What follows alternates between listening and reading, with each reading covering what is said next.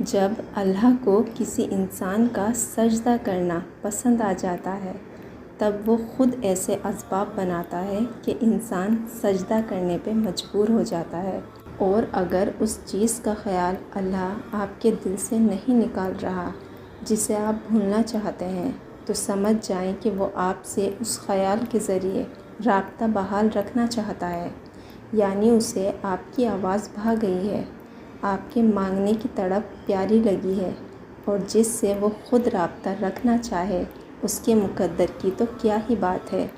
بس پھر جو سجدے میں گر جاتا ہے اور اللہ کی محبت کی لاج رکھ لیتا ہے تو پھر اللہ بھی اس کی محبت کی لاج رکھتا ہے۔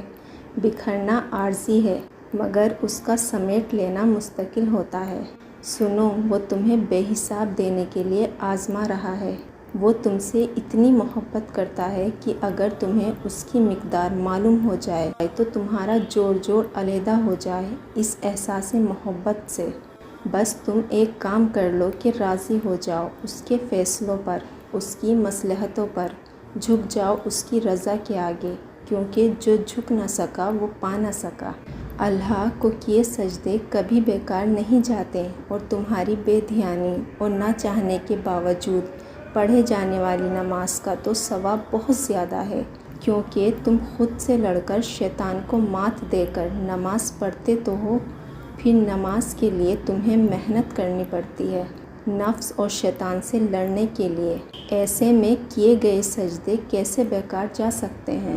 حسبنا اللہ و نعم الوکیل۔ ہوا کی سی چلتی اس زندگی میں اللہ ایک ایسا سہارا ہے جو کبھی گرنے نہیں دے گا، کبھی ٹوٹ کر بکھرنے نہیں دے گا۔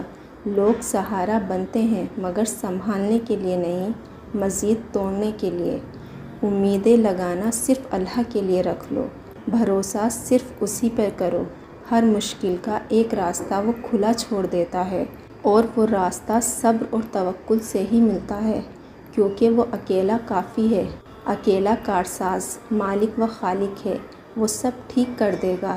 اس آیت کو دل کی تسبیح بنا لو، اللہ تمہارا سہارا بن جائے گا۔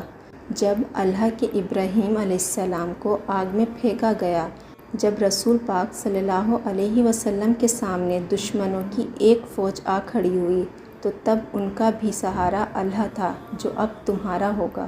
بے شک